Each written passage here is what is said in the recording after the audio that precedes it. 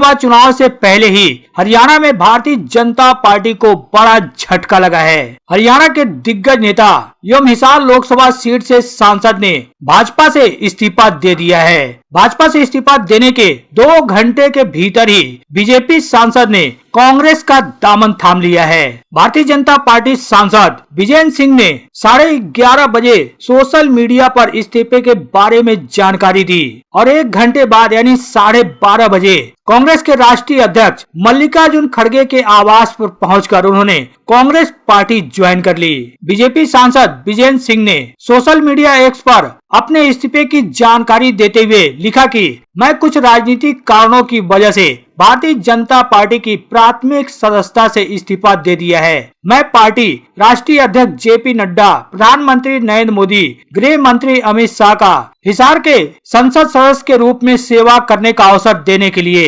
आभार व्यक्त करता हूं। अपने इस्तीफे की जानकारी देने के 1 घंटे बाद ही उन्होंने कांग्रेस के राष्ट्रीय अध्यक्ष मल्लिकार्जुन खड़गे की उपस्थिति में कांग्रेस की सदस्यता ग्रहण कर ली। कांग्रेस की सदस्यता ग्रहण करते हुए उन्होंने कहा कि कुछ असहजता की वजह से मैंने ऐसा निर्णय लिया। उन्होंने बोलते हुए कहा कि अगर असहजता की बात कहे तो कुछ चीजों में जो मेरे विचार थे वहाँ पर कई चीजों में मेरी सहमति नहीं थी। वो चाहे किसानों का मुद्दा हो, चाहे अग्निवीर का मुद्दा हो और हरियाणा की जो फीमेल रेसलर थी उनका मुद्दा हो, इन सब चीजों को लेकर उनका कहना है कि वो असहज थे। और इन्हीं सब असहजता के कारण उन्होंने भारतीय जनता पार्टी की सदस्यता से इस्तीफा दिया और फाइनली उन्होंने कांग्रेस ज्वाइन कर ली। कांग्रेस के राष्ट्रीय अध्यक्ष आदरणीय श्री मल्लिकार्जुन खड़गे जी का, हमारे नेता श्री राहुल गांधी जी का, परम आदरणीय श्रीमती सोनिया गांधी जी का, हमारे बीच उपस्थित आदरणीय मुकुल वासनिक जी, श्री माखन जी, श्री दीपक बाबरिया जी, मैं आज भाजपा से इस्तीफा देके कांग्रेस में शामिल हो रहा हूं। इसके लिए मैं कांग्रेस के पूरे नेतृत्व का आभार व्यक्त करता हूं कि इन्होंने मुझे अपनी पार्टी में स्थान दिया और खास तौर पर राष्ट्रीय अध्यक्ष जी ने मुझे यहां पर आप सभी के बीच पार्टी में औपचारिक रूप से सम्मिलित किया। इसके लिए मैं इनका आभारी हूं। इसके साथ साथ मैं ये जरूर कहना चाहूंगा कि मेरे 5 साल का जो लोकसभा का कार्यकाल रहा उसके लिए मैं आदरणीय प्रधानमंत्री जी का और पार्टी का बहुत आभारी हूं कि मुझे उन्होंने एक मौका दिया। लेकिन कुछ राजनीतिक कारण ऐसे थे काफी समय से जो बन रहे थे, असहजता के कारण मुझे ये निर्णय लेना पड़ा। और असहजता की जब मैं बात करूं तो उसमें मुख्यतः कुछ जो विचार की जो बात है वहां पर मेरी सहमति बहुत सी चीजों पर नहीं थी, चाहे किसानों का मुद्दा हो, चाहे अग्निवीर का मुद्दा हो, या जो हमारी अंतर्राष्ट्रीय फीमेल रेसलर्स थी चाहे उनका मुद्दा हो। मैं उन पर असहज था और मुझे बहुत खुशी है कि आज मैं कांग्रेस के परिवार में शामिल हुआ हूं। इसके लिए मैं सभी का, सारे नेतृत्व का बहुत बहुत आभारी हूं। सपोर्टर्स चुनाव आयुक्त को इस्तीफा देना पड़ गया है बीच चुनाव के पहले, क्या कहेंगे? हाँ, यही तो मैं सोच रहा था कि क्यों ये कलकत्ता में हाईकोर्ट जज ने जब इस्तीफा देकर बीजेपी में शामिल होकर दूसरे दिन ही टीएमसी को गाला देना शुरू किया, तो वो कैसी मानसिकता जजों की भी है इससे जाहिर होता है।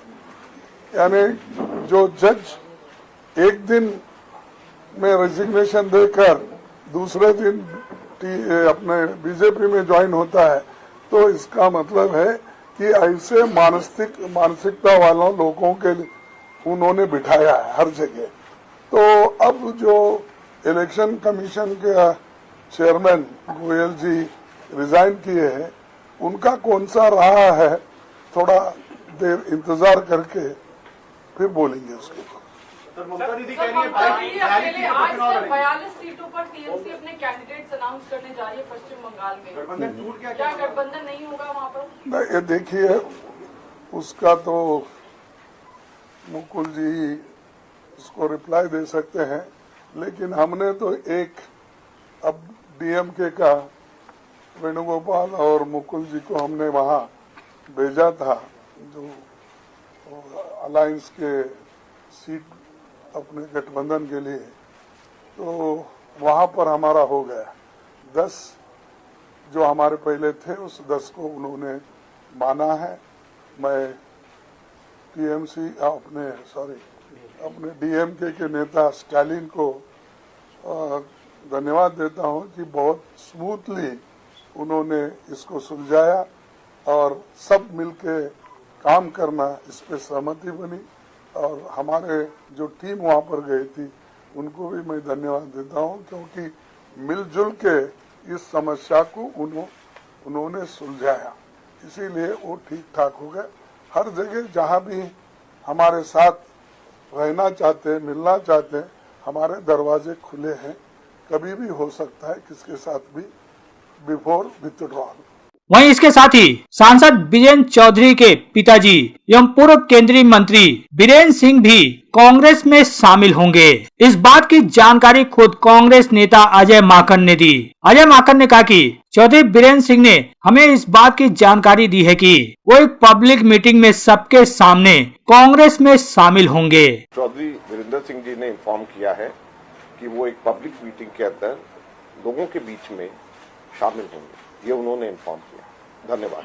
बता दें, आगामी लोकसभा चुनाव से पहले बीरेन सिंह ने बीजेपी से इस्तीफा दिया और कांग्रेस में शामिल हो गए। अब सूत्रों के मुताबिक कहा जा रहा है कि कांग्रेस उन्हें उसी सीट से टिकट दे सकती है। बता दें, बीरेन सिंह पूर्व आईएएस अधिकारी भी हैं। बीरेन सिंह के पिता चौधरी बीरेन सिंह करीब 40 साल से राजनीति में हैं और हरियाणा की सियासत में उनकी अच्छी पकड़ भी है। बीरेन सिंह के पिता चौधरी बीरेन सिंह मोदी सरकार में केंद्रीय मंत्री भी रह चुके हैं। वो 3 बार राज्यसभा के सांसद भी रहे हैं। करीब 4 दशक तक कांग्रेस में रहने के बाद चौधरी बीरेन सिंह साल 2014 में बीजेपी में शामिल हुए थे और 2014 से 2019 तक मोदी सरकार में मंत्री के रूप में काम किया।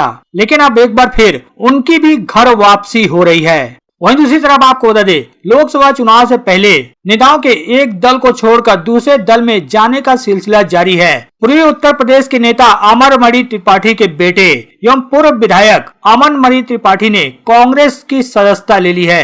अमनमणि त्रिपाठी को कांग्रेस पार्टी के यूपी प्रभारी अविनाश पांडे ने पार्टी की सदस्यता ग्रहण कराई। अविनाश पांडे ने अमनमणि के साथ अपनी तस्वीर साझा कर यह जानकारी सार्वजनिक भी की है। बता दें, अमनमणि महाराजगंज जनपद की नौतनवा विधानसभा से विधायक रहे हैं। सियासी गलियारों में इस बात को लेकर अटकलें लगाई जा रही है कि कांग्रेस त्रिपाठी को महाराजगंज से चुनाव लड़ा सकती है। बता दें, साल 2012 में अमन ने अपने जीवन का पहला चुनाव लड़ा था और पहले चुनाव में ही वो कांग्रेस के कैंडिडेट से हार गए थे।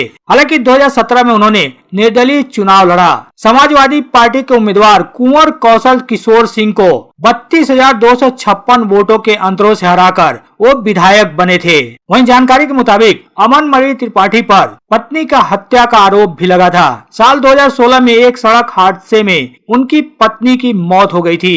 अमनमणि त्रिपाठी को साल 2017 में सपा ने पार्टी से निष्कासित कर दिया था। इसके बाद वह बसपा में चले गए थे। बाद में बसपा से भी उन्हें निष्कासित कर दिया गया था। अब वो फाइनली कांग्रेस में शामिल हो गए हैं। अब उनके एक बार फिर से महाराजगंज से चुनाव लड़ने की बात कही जा रही है। हालांकि कांग्रेस पार्टी ने भी पहली लिस्ट जारी की है, जिसमें उत्तर प्रदेश के किसी भी विधानसभा सीट पर उम्मीदवारों की अब तक कोई घोषणा नहीं हुई है। अब कांग्रेस की दूसरी लिस्ट आती है तो यह देखने वाली बात होगी कि दूसरे लिस्ट में ही उत्तर प्रदेश में प्रत्याशियों की घोषणा करती है या फिर तीसरे लिस्ट में करती है, यह तो देखने वाली बात होगी। लेकिन चुनाव जैसे जैसे नजदीक आता जा रहा है, वैसे वैसे दल बदल का सिलसिला और भी तेज होता जा रहा है।